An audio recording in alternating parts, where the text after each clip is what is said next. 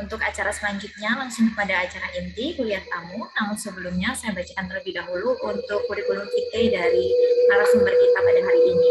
Beliau adalah Bapak Dr. Nofizal Wenry yang menyelesaikan S1-nya di Fakultas Usuluddin IAIN Imam Bonjol Padang pada 2004. Kemudian melanjutkan S2-nya di UIN Syarif Hidayatullah dengan konsentrasi tafsir hadis pada tahun 2007. Selanjutnya menyelesaikan studi S3-nya di Studi Islam Pasca Sarjana UIN Sunan Kalijaga Yogyakarta pada tahun 2016. Beberapa riset dan publikasi ilmiah beliau diantaranya labelisasi dan kredibilitas riwayat sah, kajian ajar wa ta'dil dengan pendekatan sosiohistoris. Ini merupakan disertasi beliau pada tahun 2016, dan juga beliau saat ini menjabat sebagai Ketua Prodi Magister Ilmu Hadis dan Ketua Prodi Magister Ilmu Enggak Mbak, itu salah, enggak ada jabatan. Mungkin lupa. Okay. Baik. Beliau ini merupakan editor in chief di jurnal Masdar yang sekali akreditasi langsung Sinta 3 ya Pak? Alhamdulillah. Okay. Baik, ini sekilas dari kurikulum vitae beliau. Untuk selanjutnya kami serahkan kepada Bapak Nofizal. Ya, oke, terima kasih Mbak Safri Nurjannah. Background saya blur ya, udah jelas Mbak? Sudah tampak Pak, sudah tampak. Oh ya, sebentar ya.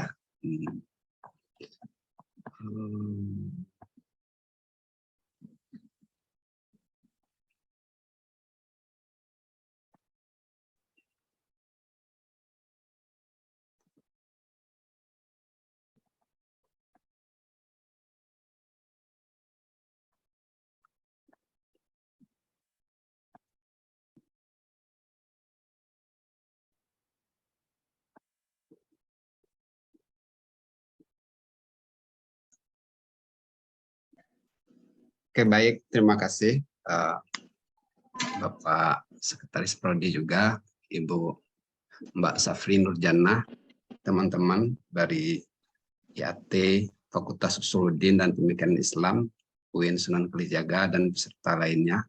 Assalamualaikum warahmatullahi wabarakatuh. Waalaikumsalam warahmatullahi wabarakatuh. Alhamdulillah, wa syukurillah, wassalatu wassalamu ala rasulillah, wa ala alihi wa ashabihi wa mawalah.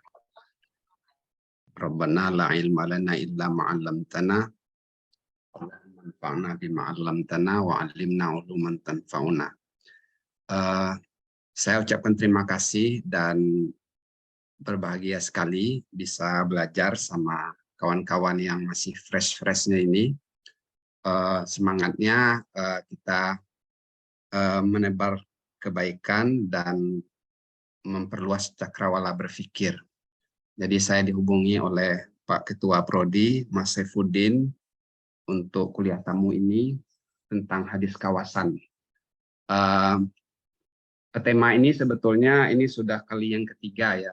Dulu pernah pada zamannya Pak Fatih Suryadilaga, almarhum, yarhamullah, di Asosiasi Ilmu Hadis. Kemudian tahun yang lalu 2001 juga Asosiasi Ilmu Hadis sama Prof. Anton. Dan tahun ini di IAT ada konsentrasi IAT dan ilmu hadis juga. Cuman tahun ini saya modifikasi materi yang lalu dan saya kembangkan, itu hadir dalam bentuk slide PowerPoint juga. Dan insya Allah ini tinggal finishing, bisa juga teman-teman nanti mengaksesnya dalam bentuk artikel, nanti akan saya submit, insya Allah. Saya sebetulnya ingin menyajikan artikel ini lebih estetis ya, karena saya butuh Canva juga dari teman-teman, ada masalah teknis, jadi tampilannya sangat sederhana sekali ya. Mohon dimaklumi. Izin saya share PowerPoint ya. Oke. Ya, ini belum selesai PowerPoint-nya karena keburu waktu, dan yang sempurnanya nanti pindah ke PowerPoint berikutnya. Ini sengaja diambil peta dunia. Ini melambangkan simbol kawasan-kawasan yang ada di seluruh dunia. Dan studi hadis itu sebetulnya dari dulunya, dari zaman periode periwayatan itu sudah ada, dan terus berkembang sampai saat ini dalam konteks studi hadis kawasan. Maaf, kok nggak bisa lanjut ya. Oke. Sebagai pendahuluan, kenapa studi hadis kawasan itu penting? Saya mulai dari pengantar yang sederhana bahwa hadis itu kan peristiwa masa lalu. Sebagai peristiwa masa lalu, dia sangat identik dengan kawasan teritorial di mana Nabi pernah tinggal. Nabi pernah berhijrah dari Makkah ke Madinah dan beberapa tempat lainnya, juga di mana sahabat tinggal, dia bermigrasi atau hijrah migrasi dalam bahasa Pak Fuadnya, kemudian berdomisili di berbagai tempat ya, di berbagai kawasan. Juga para tabi'in, dia tinggal kemudian bermigrasi, rihlah fi thalabil hadis, kemudian dia menetap di mana lebih lama. Terakhir juga atba' tabi'in. Juga kita lihat di dalam berbagai literatur rijal hadis, itu rata-rata para penulis menyebut nama periwayat itu sangat lengkap sekali.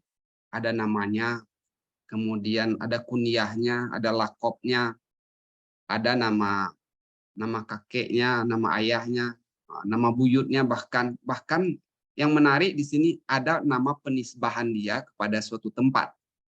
Inilah yang disebut dengan kawasan secara aplikatif itu telah dipakai pada zaman periwayatan. Itu sebagai pengantar. Nah, diskusi kita pada pagi hari ini fokus kepada 3 aspek. Apa itu studi hadis kawasan? Nah, kalau mana? Ya. Ini Mbak, ya. Kalau kita searching di Google Scholar atau di jurnal-jurnal yang lain, kita input studi hadis kawasan, itu kita temukan satu publikasi, mungkin skripsi atau riset di UIN Bandung itu, aplikasi studi hadis kawasan dalam satu kasus. Saya lupa persisnya. Namun nggak ada lagi yang belum kita temukan. Nah, saya akan melihat apa sih konsep studi hadis kawasan itu, dia berasal dari mana. Kemudian juga ingin kita bedah bagaimana dinamikanya dari awal hadirnya sampai saat ini. Kemudian apa-apa saja peluang riset yang mungkin ada dari studi hadis kawasan. Yang jelas, studi hadis kawasan ini, istilah frasa hadis kawasan itu saya akses, itu diadopsi dari paradigma riset di perguruan tinggi di Amerika pasca Perang Dunia Kedua. Jadi mereka memunculkan istilah area studies. Jadi area studies ini embrionya pertama kali muncul menurut Power dalam jurnalnya sekitar tahun 45-an. Itu ada di Buletin University of Texas tahun 1916. Itu cikal bakalnya. Nah, Durosell mendefinisikan area studies itu studi ilmiah tentang suatu wilayah yang menghadirkan kesatuan sosial politik tertentu dengan maksud untuk memahami dan menjelaskan tempat serta perannya dalam masyarakat global, masyarakat internasional. Jadi tidak ada blok-blok, kemudian misi-misi untuk mendiskreditkan suatu tempat. Nah, yang misi utamanya adalah bagaimana peran daerah itu dalam kancah ilmu pengetahuan global. Stewart itu dia membuat rangka objek area studies ini.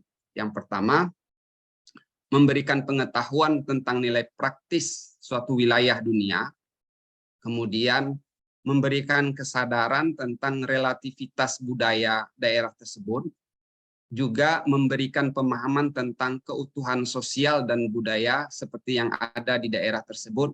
Baru yang terakhir, memajukan pengembangan ilmu sosial yang universal. Itu menurut Stewart. Nah, kita masuk dalam ranah studi Islam. Ini saya rujuk di beberapa referensi, di antaranya ada buku Pak Ajit Thohir ya. Bahwa dalam sudut studi Islam, Islamic Studies, studi kawasan itu adalah sudut pandang terhadap Islam dari dimensi perkembangan dan pengaruh global terhadap penduduk Muslim. Jadi ilustrasinya penduduk atau komunitas Muslim pada periode klasik melahirkan lokus riset pada wilayah Muslim tertentu dengan unsur esensi yang ada. Nah, ini bahasanya masih belum spesifiknya.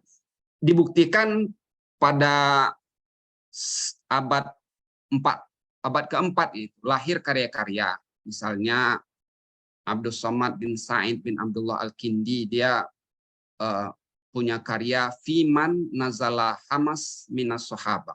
Nah, jadi khusus kawasan Hamas, siapa saja sahabat yang pernah hadir di situ. Ini pada tahun 324 Hijriah. Kemudian dilanjutkan juga oleh Al-Baghdadi dengan Tarikh Baghdad. Itu populer, sering kita runjuk. Dua-duanya ini kalau kita lihat zaman Abbasiyah ya.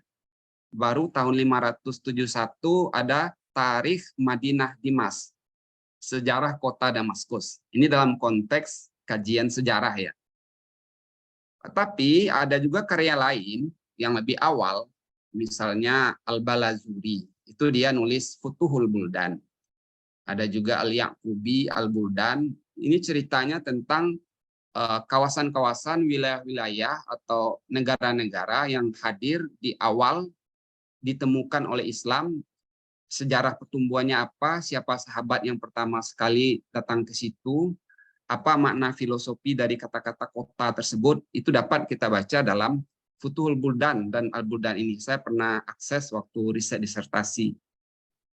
Juga ada juga Al-Mas'udi. Nah, Al-Mas'udi ini 345 Hijriah oleh Pak Azra, sebut ini kalau mau tahu sejarah sosial Muslim klasik itu baca Murujuz Zahab karyanya Al-Mas'udi. Itu kalau di perpus Winsuka itu ada sekitar 2 jilid. Saya ada fotokopinya itu. Juga Al-Biruni, nah, dia punya karya tentang Al-Hind. Itu sayang saya nggak akses informasinya dari Pak Hajid. Nah, Bapak Ibu, teman-teman semua, akhirnya maaf, ini memang ada problem di PowerPoint-nya. Itu cikal bakalnya. Kita sampai pada satu definisi. Mbak Jana, sudah berubah PowerPoint saya? Bapak Unidas?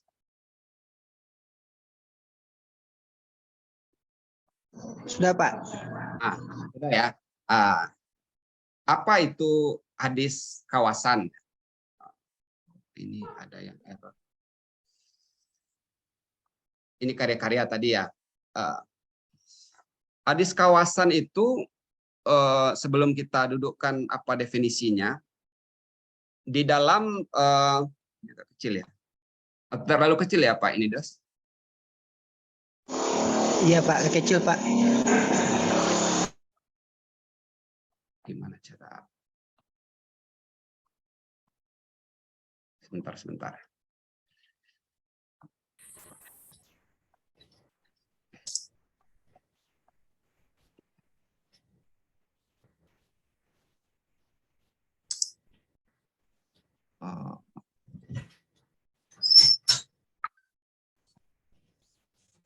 Ya. Ya.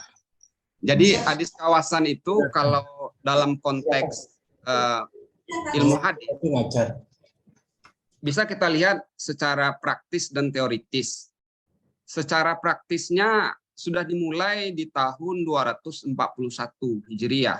Itu tahun wafatnya Ahmad bin Hambal ya. Ahmad bin Hambal ini punya karya Musnad Ahmad.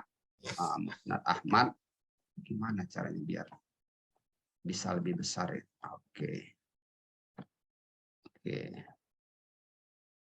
Oke. Ini biar sembunyi. Ya. Dia punya karya Musnad Ahmad. Di dalam Musnad Ahmad itu jika Anda lihat itu ada kategorisasi periwayat berdasarkan kawasan-kawasan dia tinggal. Kita tahu bahwa Musnad Ahmad ini ditulis berdasarkan abjad urutan nama-nama sahabat. Nah, jadi sahabat siapa? Cuman Imam Ahmad membuat judul besar, kategori besar berdasarkan kawasan. Misalnya kita dapat Musnad Al-Kufiyin, Musnad Al-Asyamiyin, Al-Basriyin, Al-Makkiyin. Nah, ini banyak ini istilah-istilah ini kita lihat di dalam Musnad Ahmad. Jadi kumpulan sahabat yang berdomisili di Kufah. Nah, kemudian ada hadis-hadisnya. Ini enak kita telusuri. Yang sahabat yang berdomisili lama di Syam, ada kumpulan hadis-hadisnya. Begitu seterusnya ada kota-kota lain yang disebut oleh Imam Ahmad. Nggak berapa lama setelah itu, dugaan saya ya kalau kita lihat tahun wafatnya ya, ini mereka bertemu atau sezaman. Cuman Imam Ahmad lebih senior. Ar-Romah Hurmuzi. Ini adalah penulis buku ilmu hadis yang pertama. Setelah dia ada kemudian Hakim Naisabur, kemudian Khatib Baghdadi, baru Ibnu Salah. Jadi lebih awal lagi. Dia punya karya yang populer dengan nama Al-Muhaddis Al-Fasil Baina Rawi wal Wa'i. Nah, kalau Bapak Ibu Saudara lihat di bagian terakhir dari pembahasannya itu ada bagian Al-Musannifun min Ruwatil Fiqhi fil Amsar. Jadi dia menulis nama-nama periwayat yang menyusun, yang mengoleksi dan mengklasifikasi hadis-hadis di kota-kota tertentu. Nanti di situ disampaikannya ada yang pertama sekali menulis hadis di kota Basrah adalah periwayat A. Di kota Yaman adalah periwayat B. Nah, kalau saya buka di bukunya, itu ada disebut oleh Ar-Romah Hurmuzi, katanya yang pertama menyusun, mengklasifikasi berdasarkan bab-bab yang saya ketahui untuk Basrah itu adalah Ar-Rabi bin Sobih, kemudian Sa'id bin Arubah. Untuk wilayah Yaman itu ada Khalid bin Jamil. Ada juga Ibnu Juraij di Makkah. Kemudian Sufyan As-Sauri di Kufah. Juga Hamad bin Salamah di Basrah. Dia tambahkan lagi di Makkah itu ada Sufyan bin Uyainah. Di Syam ada Al-Walid bin Muslim. Di Rai ada Jarir bin Abdul Hamid. Kemudian di Khurasan ada Abdullah bin Mubarak. Dan di Wasid ada Ibnu Bashir. Ini ada beberapa nama yang disebut oleh Romah Hurmuzi sampai terakhir dia mengutip ada pendapat dari siapa namanya itu salah seorang kritikus hadis di dalam Jarh dan Ta'dil bahwa ilmu hadis itu dimulai dari 6 tempat oleh 6 orang ulama dan diakhiri di 6 tempat oleh 6 orang ulama pula. Nah, itu bisa kita baca di dalam subbab terakhir dari Al-Muhaddis Al-Fasil Bainar Rawi wal Wa'i karya Ar-Romah Hurmuzi. Itu cikal bakalnya. Jadi secara praktis sudah dilakukan oleh Romah Hurmuzi. Kemudian saya dalam riset disertasi itu menemukan ungkapan dari Al-Jawabi. Nah, dia Al-Jawabi ini punya karya Juhudul Muhaddisin fi Naqdil Hadis Asy-Syarif An-Nabawi, kira-kira itu judulnya. dia menggunakan istilah madrasatul hadis. Nah, madrasatul hadis. Nah, sekolah hadis kira-kira bahasa lepasnya. Cuman dia membatasi pada fase sahabat. Bagi dia, bagi Al-Jawabi, madrasatul hadis adalah penyebaran hadis Nabi dan bangunan teori periwayatan yang telah sempurna pada zaman sahabat-sahabat senior.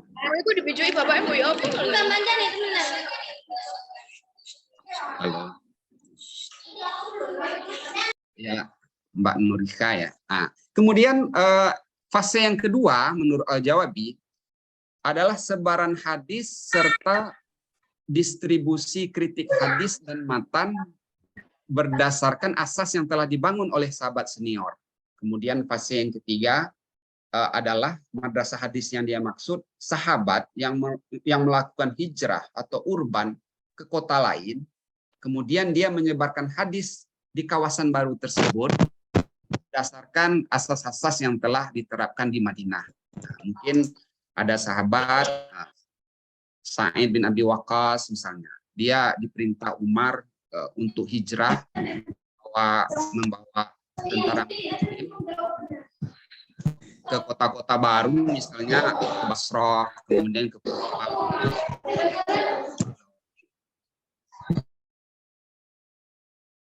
Ya, di Kufah, dia menemukan kota, kemudian membangun peradaban di situ, mengajarkan hadis di sana, diajarkan sahabat-sahabat lain untuk hijrah ke Kufah. Ini yang disebut dengan fase yang nanti ada bisa minta tolong host. Nah, baru fase yang terakhir, menurut Jawabi ya, adalah ketika akhir karya tentang hadis berdasarkan unsur waktu dan tempat tertentu. Ini akan kita lihat contoh-contohnya nanti. Ini dimuat khusus oleh Al-Jawabi di dalam Juhudul Muhaddisin fi Naqdi Matnil Hadis An-Nabawi tersebut. Kalau kita analisa apa yang diformulakan oleh Al-Jawabi ini persis dengan prinsip-prinsip area studies yang sudah kita lihat di awal tadi, kita survei di awal tadi. Di mana sisi lain apa yang digagas, diformulasikan oleh Al-Jawabi ini menganut aspek-aspek atau dimensi sinkronik dan diakronik, horizontal dan vertikal. Dan ini lazim di dalam kajian-kajian sejarah ya. Nah, dengan demikian pengkaji studi hadis kawasan dia mesti menggunakan paradigma atau objek formal bersifat multidisipliner. Dan untuk menguak sisi pertemuan atau heuristik dari objek yang dia teliti tadi. Bisa saja aspek yang disorot itu dimensi gendernya, kemudian dimensi sosial politik, dimensi ekonomi, atau dimensi apalagi yang lainnya. Nah, ini akan memperkaya studi-studi hadis kawasan. Saya sampai pada satu definisi ya setelah membaca referensi yang ada. Ini formula dari saya, bisa setuju, bisa tidak, bisa salah, bisa benar. Ijtihad saya begini, hadis kawasan, studi hadis kawasan merupakan studi ilmiah mengenai hadis, mengenai hadis dalam suatu wilayah teritorial tertentu pada periode tertentu untuk memahami dan menjelaskan tempat serta perannya dalam perkembangan hadis dan keilmuannya sehingga melahirkan genre hadis yang khas. Nah, coba kita lihat unsur-unsurnya ya. Ada batasan wilayah atau teritorial, ada batasan waktu atau periode. Kemudian dari tempat itu kita bisa memahami hadis berkembang, berdinamika, lahir yang mempunyai genre yang khas. Genre ini mungkin kekhasan lah di tempat itu. Misalnya ketika di Kufah, apa genre hadis yang berkembang di situ pada masa periwayatan. Misalnya. Di Basroh apa? Nah, genre-genre ini oleh ilmuwan hadis belakangan, itu dia istilahkan dengan madrasah hadis. Nah, misalnya Hammam. Nah, Hammam ini dia meriset tentang al-ilal fil hadis. Nah, dia mengembangkan madrasah-madrasah hadis. Memang judul risetnya tidak persis madrasah hadis, tapi ada subbab dia mengatakan untuk mengetahui ilal hadis kita mesti paham madrasah hadis. Ini pintu masuknya. Dari mana kita bisa paham? Kita bisa paham dari genre hadis tersebut. Nah, misalkan untuk wilayah Kufah, kalau ada hadis Kufah katanya, rata-rata itu banyak tadlisnya, banyak rawafidnya. Rawafidnya ini sub-sub varian dari syi'inya. Kemudian banyak mursalnya. Ini saya buktikan di dalam ketika riset disertasi itu ya, labelisasi dan kredibilitas periwayat Kufah, memang rata-rata untuk nama-nama periwayat yang ada kawasan Kufahnya, kufinya, saya spesifik lagi di generasi tabi'in dan atba, itu ditemukan bahwa kritikan tajrih yang bernilai negatif terhadap mereka adalah apa namanya, tadlis tadi, rofidoh tadi, utuhima bitadlis, dallasa kasiron. Nah, kemudian utuhima bitasyayu, minar rawafid. Rata-rata itu saya dapat. Itu saya kumpulkan dan menghasilkan di buku disertasi yang sudah dibukukan tersebut. Nah, itu yang pertama. Dari segi definisi ya, konsep tadi. Sekarang kita lihat dinamikanya, dinamika yang ada. Mbak Jana. Halo Mbak Jana. Oke. Ya. Kalau bisa, ini banyak yang menchat saya, dia ingin join, cuman tidak berhasil. Kalau ada link YouTube-nya bisa di-share. Ya. Kita lihat bagaimana dinamika atau genealogi studi hadis kawasan ini. Dari mana saya mengetahuinya? Saya mengakses berdasarkan frasa-frasa yang digunakan oleh ulama ilmu hadis. Nah, yang pertama Imam Ahmad tadi. Nah, Imam Ahmad tadi ya tahun 200-an sekian dia menggunakan frasa langsung ke kawasan tersebut. Misalnya Musnad Asyamiyin, Musnad Al-Kufiyin, gitu ya, Al-Makkiyin. Nah, itu yang digunakan Imam Ahmad. Sekitar 20 tahun setelah itu, Ar-Ramah Hurmuzi menggunakan istilah Amsar. Amsar ini kan Misra, ya, jamak dari Misr, artinya kota-kota. Nah, di situ kita lihat Ar-Ramah Hurmuzi menyebut pionir-pionir penyusun hadis, penyusun kitab hadis, pengklasifikasi kitab hadis berdasarkan kawasan-kawasan tertentu. Nah, itu Ar-Ramah Hurmuzi. Kemudian kalau Anda lihat Al-Hakim An-Naisaburi, dia punya karya Ma'rifah fi Ulumil Hadis. Dalam salah satu bagian dari subchapternya, dia menggunakan istilah balad atau buldan.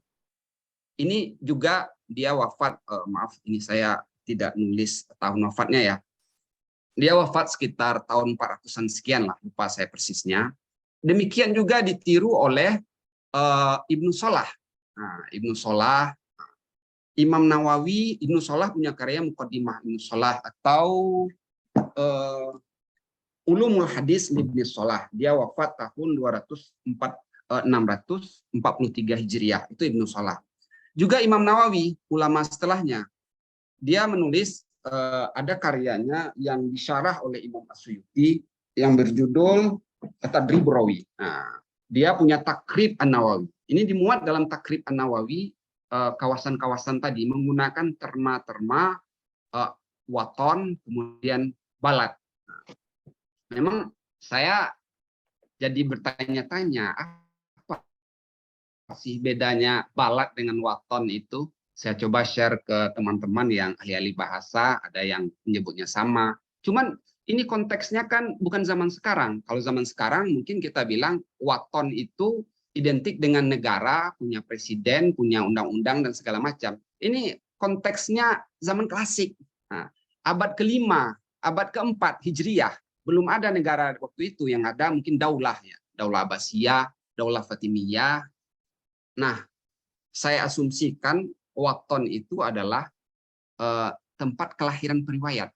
Nah, itu asalnya. Bisa jadi dia lahir di Madinah, watoniyahnya, baladnya tempat kelahirannya tadi. Nah, balad itu tempat kelahirannya. Kemudian dia hijrah, dia bermigrasi atau urban ke daerah lain. Sebutlah Kufah, misalnya Basroh atau Syam. Nah, lama dia menetap di Basroh. Nah, itu disebut dengan watonnya. Dia tumbuh kembang dan lama menetap di situ. Nah, ada yang menarik, Bapak, Ibu, dan Saudara, ketika seorang As-Suyuti, Imam Nawawi, ya, dia membuat kaidah, ada 3 atau 4 kaidah, itu saya lupa, mengenai domisili atau kawasan periwayat hadis ini. Nah, katanya, ini masih konteksnya bukan studi kawasan kontemporer ya, katanya kalau ditemukan seorang periwayat, dia dari lahir di kota A, kemudian dia hijrah ke kota B, hijrah lagi ke kota C, hijrah lagi ke kota D. Nah, itu maka dimulai dari hijrahnya yang pertama, atau hijrah di mana dia menetap lebih lama. Nah, jadi penisbahan namanya ketika disebut dalam literatur Rijal itu dinisbahkan ke waton di mana dia menetap di sana lama. Cuman ini enggak ada opsi lain katanya, mulai dari yang pertama, yang kedua, dan yang terakhir. Boleh disebut semuanya. Nah, itu kaidah-kaidah yang dibuat oleh ulama hadis klasik seperti Imam Nawawi dan As-Suyuti tadi, bisa dibaca dalam Tadribur Rawi. Kemudian kalau kita lihat, nah ini buku kontemporer ya, Usul Hadis, Ulumuhu wa Mustalahuhu. Ini ditulis oleh Muhammad Ajaz Al-Khatib. Kalau saya waktu S1 dulu, tahun 2000-an dulu, itu menjadi buku pegangan dalam mata kuliah ilmu hadis 1-4 waktu itu. Ada subchapter yang dibuat oleh Ajaz Al-Khatib berjudul Marokis Ta'lim. Nah, Marokis Ta'lim. Jadi dia gunakan istilah markas-markas pembelajaran hadis periode sahabat. Nah, di situ adalah kota-kota disebutnya, ada Kufah, kemudian ada Syam, ada lagi yang lain Basrah, dan lain-lain. Kota-kota hadis zaman sahabat. Karena sahabat pasca di Madinah, dia hijrah di zaman Khulafaur Rasyidin dan sebagian di zaman Nabi, mereka menetap di kota-kota yang baru dikuasai dalam tanda kutip oleh Islam. Kemudian komunitas Muslim yang baru mu'alaf di sana ingin belajar hadis, maka diutuslah ke kota-kota itu sahabat-sahabat senior untuk mengajarkan Al-Quran, juga mengajarkan hadis. Nanti sesuai dengan teori dari Al-Jawabi tadi, sahabat tadi mengembangkan di sana hadis dan keilmuannya dan membentuk genre tersendiri. Nah, jadi hadis Kufah itu beda dengan Basrah. Basrah itu beda dengan Syam. Syam itu beda dengan Palestina. Walaupun prinsip-prinsip umumnya sesuai dengan kaidah-kaidah yang telah ditetapkan oleh sahabat-sahabat senior di Madinah. Begitu yang disebut oleh Al-Jawabi. Nah, kalau Anda lihat buku-buku lain di dalam buku madrasah hadis yang pernah saya baca, itu juga ada istilah al-buyutat al-hadisiyah, rumah-rumah hadis. Rumah-rumah hadis. Ini adalah rumah-rumah di mana di situ ada periwayat senior dan didatangi oleh periwayat junior untuk belajar hadis. Dan berkembang. Ini disebut dengan buyutat al-hadisiyah. Nah, zaman sekarang ada istilah lain, studi hadis kawasan. Ini inspirasinya saya baca dulu ada tulisan Pak Azra gitu. Dia ngembangkan studi kawasan ya. Juga Pak Fuad Jabali. Nah, ini Saya terinspirasi menulis disertasi dari disertasi beliau tentang sahabat. Di bagian akhir tulisan Pak Fuad itu di sahabat, dia merekomendasikan ada studi demografi periwayat. Demografi periwayat. Apa itu demografi periwayat? Ya, memulai studi dari periwayat yang urban ke suatu daerah. Berapa kuantitasnya, apa genrenya, kira-kira semacam itulah. Cuman kalau di buku saya itu semangat awalnya demografi tersebut. Hanya karena keterbatasan data ya, aksesnya, kemudian waktu, saya alihkan ke labelisasi tadi. Nah, di asosiasi saya kemudian Ustadz Ja'far Sagab juga pernah diundang sebagai narasumber seperti ini dengan topik studi hadis kawasan. Itu tahun sekitar 2001 sama 2019 atau 20. Nah, lebih menarik lagi saudara, Bapak Ibu, di kurikulum ilmu hadis PTKI setelah dimekar prodi tafsir hadis menjadi satu prodi ilmu Al-Quran dan tafsir, satu lagi prodi ilmu hadis, itu muncul kurikulum KKNI. Berdasarkan akses yang saya lakukan singkat ya, survei online, itu ada di UIN Imam Bonjol. Jadi di kampus kami mulai 2017 itu ada di kurikulum KKNI 3 SKS di semester 3 diajarkan studi hadis kawasan. Juga saya chat Pak Suryadi ya, di UIN Sunan Gunung Jati juga ada. Itu ada di semester 4 dan semester 5. Mungkin bobotnya masing-masing 2 SKS. Itu dinamika atau perkembangan studi hadis kawasan tadi. Ini kalau kita lihat ada cover-cover bukunya ya, Mustad Ahmad. Nah, ini saya scan tadi. Ada ini Muhaddis Al-Fasilnya Romo Humuzi. Ini Ma'rifah Ulumul Hadisnya An-Naisaburi. Ini Ulumul Hadisnya Ibnu Solah. Ini tadi Burawinya. Ini tuh buku fotokopi ya. Takrib An-Nawawi yang ditulis oleh Suyuti. Kemudian ini Al-Ilal fil Hadis, buku yang riset tentang madrasah hadis Ilal tadi. Ini saya dapat dari Bapak Kiai Lutfi Fatullah. Ini juga ada Usul Hadis. Ini dari Anjaz Al-Khatib. Nah, kalau madrasah hadis yang bisa saya akses sampai saat ini, itu ada karangan dari Amin Qudot. Dia menulis Madrasah Al-Hadis fil Basrah. Jadi fokus teritorialnya wilayah Basrah. Juga ada ini ya, mana PPT-nya ya. Ya. Kemudian juga ada Masyahir Ruwadil Hadis fil Awail Bidimas. Ini menceritakan ulama-ulama hadis yang masyhur di Damaskus di periode awal. Ini juga ditulis Azus kalau tidak salah pengarangnya. Kemudian Madrasah Al-Hadis fil Qairawan. Fil Qairawan ini awalnya judulnya nggak ini, kemudian mau dibukukan, disarankan oleh beberapa reviewernya ditulis Madrasah Hadis fil Qairawan saja. Juga ada Madrasah Hadis fi Biladis Syam. Ini juga 1 jilid, dan ada juga Madrasah Al-Hadis fil Andalus. Ini 2 jilid ditulis oleh Humaidatu. Kalau kita lihat buku-buku madrasah hadis yang notabene-nya adalah riset disertasi, itu aspek atau dimensi yang mereka ungkap itu yang pertama sekali konteks historis, konteks kesejarahan. Misalnya Basrah. Basrah itu ditemukan pada tahun berapa sih? Siapa yang menemukan? Apa filosofinya? Kemudian si penulis merujuk ke buku-buku Babon seperti Al-Balazuri tadi, kemudian buku Futhul Buldan, buku Buldan itu tadi. Kemudian dia kumpulkan periwayat-periwayat berdasarkan kawasan tersebut. Setelah itu mereka lakukan klasifikasi.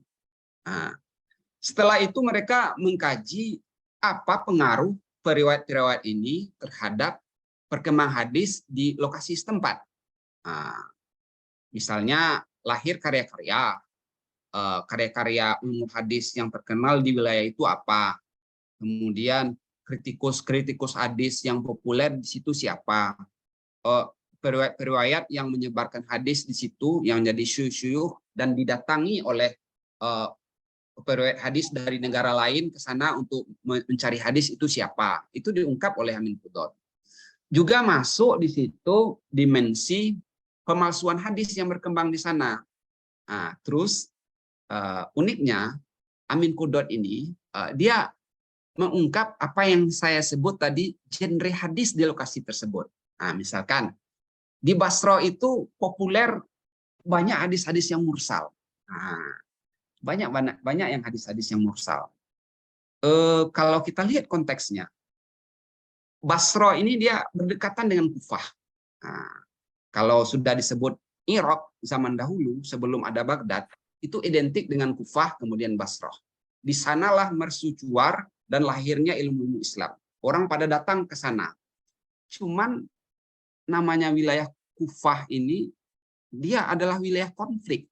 Nah, kita tahu sejarahnya di dalam disertasi saya, buku saya itu diceritakan bagaimana pasca wafatnya Nabi, wilayah Kufah itu terjadi konflik yang berkepanjangan. Macam-macam lah. Mulai dari dibunuhnya cucu Nabi, kemudian ada beberapa pemberontakan, ada Mukhtar As-Saqafi, terakhir dengan dilantiknya seorang gubernur di situ, panglima perang dari Umayyah ketika itu yang bernama Hajjaj bin Yusuf As-Saqafi. Dia hancurkan semua pemberontakan tersebut. Nah, di antara para pemberontak ini, menurut mereka ya, itu dia melarikan diri ke luar Kufah, termasuk diantaranya lari ke Basrah. Nah, kita tahu di dalam buku-buku sejarah zaman dinasti Umayyah begitu gencarnya propaganda atau isu-isu yang disebarkan agar membenci dan melaknat pihak oposisi. Nah, pihak oposisi siapa di sini? Ya tentunya yang tidak duduk di pemerintahan, lawan dari Muawiyah bin Abi Sufyan, yaitu pihak Ahlul Bait. Nah, sehingga kita baca dalam sejarah, mereka menyuruh juru-juru dakwah itu melaknat Ali wa ahlu baitihi, kira-kira begitulah. Nah, jadi saya temukan data etnografi atau apa namanya, seorang sahabat, dia seorang tabi'in lah ketika itu, Atiyah, itu dikejar-kejar karena bapaknya dekat dengan Ali. Nah, namanya yang ngasih Ali, Atiyah atau. Nah, kemudian dikejar-kejar dia sampai dia lari meninggalkan Kufah, kemudian tertangkap di Khurasan. Nah, terus setelah itu dia dibawa, dia tetap menetap di situ, dia tidak boleh pulang ke kampung asalnya di Kufah. Nah, kemudian dia dipukul, dirajam, dipaksa untuk melaknat oposisi, tapi dia nggak mau. Akhirnya dia baru bisa pulang ke kampungnya setelah Ajas Al-Khatib itu setelah si tangan besi tadi tidak lagi di Kufah. Nah, itu ceritanya. Itu salah satu bukti. Bahkan saya dapatkan informasi bahwa seorang periwayat tabi'in Basrah yang bernama Al-Hasan Al-Basri, itu dia genrenya, hadis diriwayatkannya itu rata-rata hadis mursal. Nah, tersebut itu kalau Bapak Ibu lihat kitab-kitab Marosil, kemudian kitab-kitab Mudalis, itu disebut nama yang paling pertama itu adalah Al-Hasan Al-Basri, seorang periwayat, seorang sufi. Nah, jadi suatu ketika ada sahabat Hasan Al-Basri itu bertanya kepadanya, "Wahai Hasan Al-Basri, kenapa Anda sering sekali meriwayatkan hadis mursal?" Nah, jadi hadis mursal itu hadis dia tabiin langsung loncat ke Nabi. Nah, tidak disebut nama sahabat di situ atau sahabat besar nggak disebut di situ. Dijawab oleh Hasan Al-Basri, "Anda tahu kita ini hidup di zaman di mana dalam tanda kutip ya, artian bebasnya. Ini sangat berbahaya sekali kalau saya sebut hadis-hadis yang umumnya saya riwayatkan itu adalah dari jalur Ali, karena dia dekat dengan Imam Ali. Ali itu kan pernah jadi memindahkan ibu kota waktu zamannya dari Madinah ke Kufah. Nah, dia dekat. Riwayat-riwayatnya itu dia ambil banyak dari jalur Ali wa Ahlul Bait. Kemudian zaman itu ada Rahmarida, ini tolong di unmute. Ya, zaman itu adalah zaman si tangan besi, di mana panglima perang dan gubernur Kufahnya Hajjaj bin Yusuf As-Saqafi. Kalau dia sebut jalur hadisnya dari Ali, itu dia bisa mati dibunuh. Sama kasusnya kayak Atiyah tadi. Itu kira-kira analisanya. Jadi itu genre periwayat hadis Basrah. Dan kita bisa mengungkap itu dari mana? Dari paradigma multidisiplin yang kita gunakan, dari dimensi sosial politiknya, sosiohistorisnya. Nah, ini salah satu ya untuk memancing kawan-kawan riset-riset tentang studi hadis kawasan. Ada juga di Andalus, itu ditulis oleh Umaydatu. Umaydatu ini mirip dengan Amin Qudot tadi, membahas latar historis di Andalus, kemudian lahirnya karya-karya di bidang hadis di situ, ada kompilasi hadis, mustakhrajat, zawaid, juzuk hadis, syarah kutubuh hadis sittah, kemudian metode kritik sanad dan matan yang berkembang ketika itu. Nah, ini yang disorot oleh Umaydatu. Ada juga Muhammad bin Azus. Nah, Muhammad bin Azus ini madrasah hadis fi biladi Syam. Ini mirip juga dengan yang tadi. Dia tulis latar historis masuknya Islam di Syam, kemudian masuk juga hadis, kemudian kata Azus, munculnya buyutat hadis di Syam. Nah, jadi uniknya Azus ini, dia berangkat bukan dari nama besar, jadi dia berangkat bukan dari nama besar Biladus Syam. Nah, dia berangkat dari nama tokoh-tokoh hadis yang ada di Syam. Siapa mereka? Mereka ada Ibnu Taimiyah, itu tumbuh besar dan berkembang di Syam. Kitab hadis. Nah, dia bisa diklaim sebagai ulama hadis juga. Juga ada Al-Mizzi. Siapa yang nggak kenal dengan Al-Mizzi? Al-Mizzi itu penulis kompilasi kitab rijal yang lumayan tebal. Kita kenal kalau belajar tahdits itu Tahzibul Kamal, itu karangan Imam ulama Al-Mizzi. Nah, juga ada Az-Zahabi, juga di Syam. Az-Zahabi ini punya banyak karya ya, buku-buku kompilasi. Ada beberapa karya-karya Az-Zahabi terkait dengan jarh dan ta'dil, dan juga nama-nama periwayat hadis ada di situ. Nah, Azus juga Azus juga memunculkan lahirnya Darul Hadis. Nah, Darul Hadis di Syam. Terakhir, Azus saya lihat dia mengungkap nama-nama periwayat hadis berdasarkan periodisasi zaman dan provinsi yang berdasarkan zaman dan provinsi atau wilayah kecil yang ada di Syam. Ini bukunya ada PDF-nya. Amin Qudot, Umaydatu, Azus, ini ada PDF-nya. Ada juga Muhammad Syawat. Muhammad Syawat ini punya Madrasah Al-Hadis fi Qairawan. Persis sama dengan penulis sebelumnya, dia akses, dia lacak latar historis masuknya Islam di Qairawan, munculnya ulama hadis, kemudian dia potret bagaimana sisi politik, keagamaan, dan sosial ekonomi yang ada di Qairawan. Nah, kemudian hadis berkembang di sana, terus nama-nama periwayat hadis berdasarkan periodisasi yang ada di Qairawan, terakhir dia ungkap karya-karya di bidang hadis. Jadi dari 4 sampel ini, Bapak Ibu Saudara semua, nampaknya konteks sosiohistoris itu penting. Nah, konteks keberislaman awal komunitas di kawasan itu penting. Kemudian namanya sejarah ya, sejarah itu analisisnya periodisasi, continue and change. Nah, itu kita dari tahun yang panjang itu kita buat kategorisasi periodisasi. Kemudian kita cari genre-genre yang ada di masing-masing periode, baik siapa saja periodenya atau karya-karya yang muncul pada zaman itu. Nah, ini yang bisa kita lakukan. Ini sangat berkontribusi sekali untuk perkembangan studi hadis. Ini memang salah satu soto yang lumayan enak sih, 8.000. Iya. Harganya terasa. Iya, Mas Gifari. Nah, bagi-bagi. Kemudian ini karya-karyanya ya. Nah, saya masuk ke slide berikutnya. Ini berbeda dengan studi yang biasa di dunia Muslim tadi menggunakan istilah kawasan ya, madrasah hadis ya. Dia menggunakan nama atau frase yang tidak spesifik menyebut madrasah hadis atau balad atau watan atau kawasan hadis.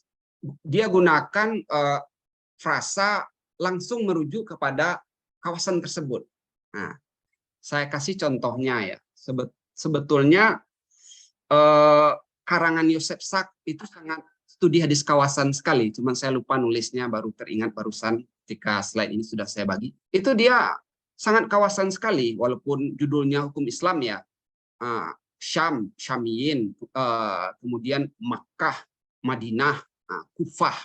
Itu kan diskusi yang ada di karya monumental dari Yosef Sak dengan karya yang cemerlang itu melahirkan perkembangan studi hadis, dibantah, kemudian dikanter, terus berkembang hingga saat ini. Itu adalah model dari studi hadis kawasan yang ideal. Ya, terlepas dari Anda setuju atau tidak dengan Yosef Sak. Yang jelas, Yosef Sak sudah menampilkan model studi hadis kawasan yang menurut saya ideal sekali dan historis, berdasarkan evidence sejarah.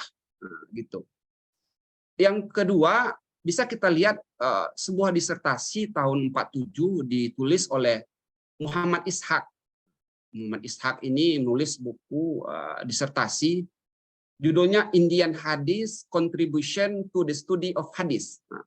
Kontribusi hadis orang-orang India terhadap perkembangan studi hadis. Kira-kira itu judul arti bebasnya ya.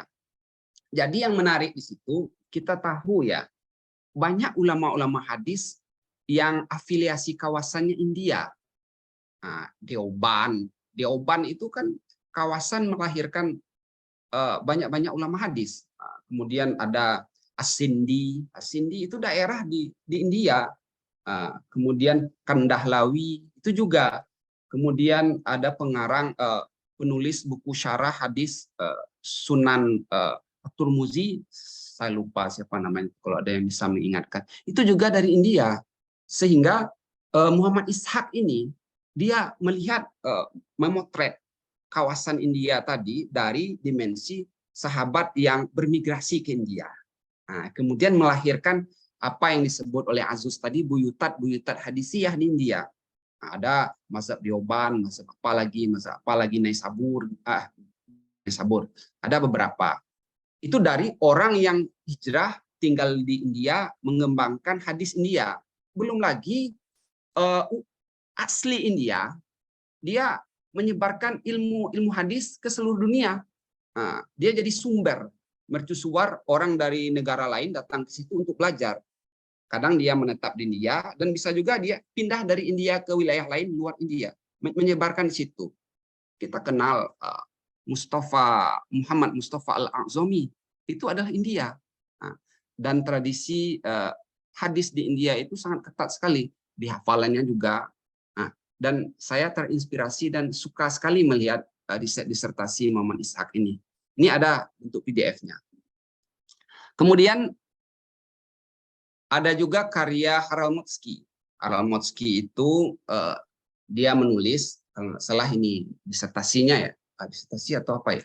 The Origin of Islamic Jurisprudence Mekan Fikih Before the Classical School.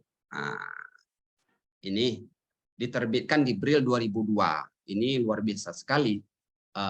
Dia punya karya, ada istilah yang dia gunakan, isnad kumatan itu ya. Ini guru dari Pak Prof. Kamarudin Amin. Ini juga adalah model dari kawasan Mekah. Nah, memang dia sorot fikih. Cuman saya lihat itu ada studi kawasan Mekahnya di sana. Nah, gitu. Nah, karya lain ya tahun 2002 ditulis oleh Howard Federspiel. Dalam bentuk artikel bisa Anda akses. Dia nulis artikel berjudul Hadis Literature in 20th Century Indonesia. Literatur hadis pada abad ke-20 di Indonesia. Ini luar biasa sekali. Dia melakukan kawasannya Indonesia. Nah, hebatnya Federspiel ini apa? Dia kumpulkan karya-karya terkait hadis dari awal abad ke-20, 19 sekian itu ya, sampai pasca kemerdekaan. Apa aja genre-genre masing-masing periode itu. Nah, misalnya, sebelum Indonesia merdeka, sebelum agresi Belanda keberapa, itu rata-rata sebelum ada tokoh-tokoh ulama-ulama Nusantara yang pulang ke Indonesia dari belajar ke Makkah, itu rata-rata literatur hadis yang berkembang itu adalah buku hadis ditulis dengan bahasa Arab Melayu atau dengan bahasa Jawi. Kemudian setelah kembali ulama-ulama kita yang belajar ke Makkah gitu ya, kalau di Sumatera Barat tokoh-tokoh reformis pembaru Islam, itu dia mulai berkembang buku-buku hadis tertentu yang mempunyai genre tersendiri. Nah, nanti juga berkembang seterusnya setelah ada percetakan Indonesia merdeka, zaman kemerdekaan itu mulai hidup lagi. Seterusnya pada zaman Orde Lama dan Orde Baru. Itu kira-kira. Dia bagi klasifikasi ini dan lihat konteks dari masing-masing tersebut. Dan juga ada karya lain. Sebetulnya karya ini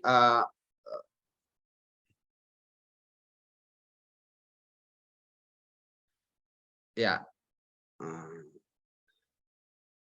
Selain itu, ada juga untuk kawasan Kufah.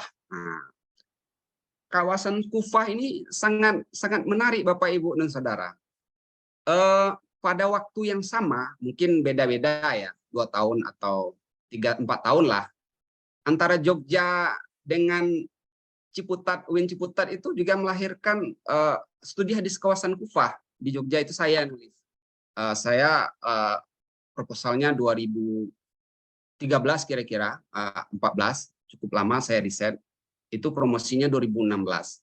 Di Ciputat itu ada Kang Aceng Abdul Qadir juga menulis tentang Kufah juga. Dia dicetak atau di apa itu saya lihat searching sekitar 2019. Ya selisih 3 atau 4 tahun ya. Kalau dia judulnya regionalisme periwayatan hadis asal usul hadis berdasarkan sanad geografis Kufah. Itu yang dilakukan oleh Kang Aceng ya. Nah, sebenarnya ada lagi yang lebih awal. Ini saya dapat dari kawan saya di Turki, Ibu Susilawati. Dia menulis Kufe de Hadis. Nah, saya tidak paham bahasa Turki ya. Cuman dari judul-judulnya itu juga mirip-mirip dengan madrasah hadis tadi. Gimana Islam muncul di situ, konteks keberagamaan kelompok-kelompok Islam pada masa awal sehingga memunculkan fitur genre-genre hadis di Kufah, kira-kira begitulah. Terus juga ada lagi yang menarik ini. Ini riset terbaru dan menurut saya ini juga bagian dari studi hadis kawasan. Ini ditulis oleh kawan-kawan dari Malaysia di dalam jurnal Humanities and Social Sciences Reviews. Judulnya Living Hadith as a Social Cultural Phenomenon of Indonesia, a Systematic Review of the Literature. Jadi Nur Saleha, Muhammad Saleha ya, dan kawan-kawan itu melihat fenomena yang menarik di Indonesia. Mungkin dimulai dari mazhab Jogja ya, memunculkan studi living hadis. Sampai ada jurnal living hadis. Ini menyebar dari Jogja, ini menyebar ke seluruh penjuru tanah air, termasuk ke Padang dan wilayah-wilayah lain. Banyak riset-riset tentang living hadis. Nah, Muhammad As-Salihah ini melihat itu adalah fenomena yang menarik sekali, dan bagi dia di kesimpulannya itu novelty-nya studi living hadis di Indonesia itu mempunyai genre tersendiri, berbeda dengan studi living hadis yang berkembang di Malaysia.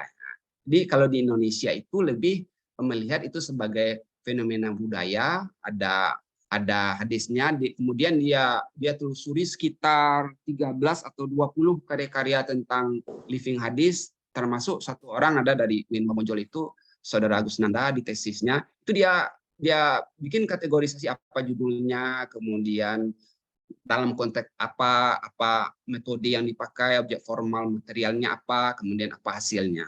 Itu cukup bagus juga dari siapa tadi yang Malaysia tadi. Juga ada ini disertasi dari Jogja, menurut saya luar biasa sekali ya, diskursus hadis di Andalus abad kedua sampai abad ketiga Hijriah. Nah, dia lihat dari sisi ilmu sosial kritis, dari sisi kuasa, jaringan keilmuan, dan ortodoksi. Ini ditulis oleh Muhammad Akmaluddin, bisa Anda beli, diterbitkan oleh Pustaka Pelajar tahun 2021.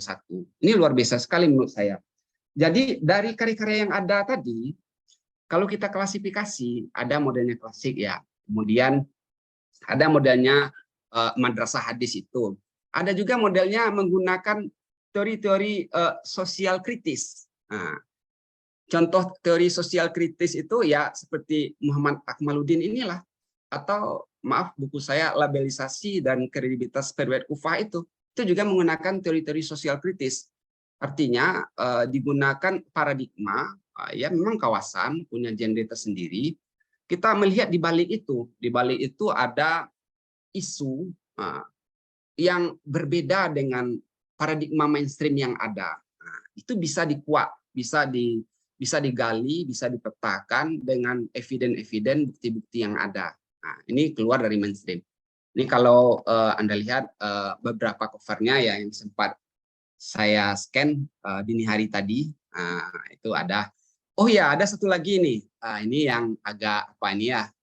Ini yang dari India tadi, ini Novizal, ini yang dari Turki, kemudian ini Andalus, Muhammad Akmaluddin, ini Kang Aceng. Nah, ini ada satu lagi, dia berbahasa Arab dari Riyadh kalau nggak salah. Judulnya memang tidak ada nama daerah. Judulnya At-Tijahat Al-Hadisiyah fil Qarnir Rabi Asyar. Nah, kalau bahasa lepasnya apa ya? Paradigma studi hadis yang baru lah. Nah, pada abad ke-14 Hijriah. Jadi di karya ini kalau nggak salah dia mirip dengan Azus tadi ya, berangkat dari tokoh-tokoh ulama hadis yang terkemuka di situ. Ada Fuad Abdul Baqi, siapa lagi itu, ada 4 orang atau 5 nggak salah. Dan semuanya dari Mesir, dari kawasan Mesir, studinya di Mesir. Kemudian ini membentuk genre tersendiri. Itu tadi yang saya sebut. Nah, ini mau selesai nih Mbak Janah ya. Nah, kalau ini yang tadi saya sebut, prodi yang sudah menjadikan studi hadis kawasan sebagai mata kuliah. Nah, di prodi Magister Ilmu Hadis 3 SKS, kebetulan waktu itu saya menjadi ketua prodinya. Juga di Fakultas Ilmu Hadis Usuluddin UIN Sunan Gunung Jati, berdasarkan informasi dari Pak Ustadz Suryadi, itu ada di semester 4 dan semester 5. Terus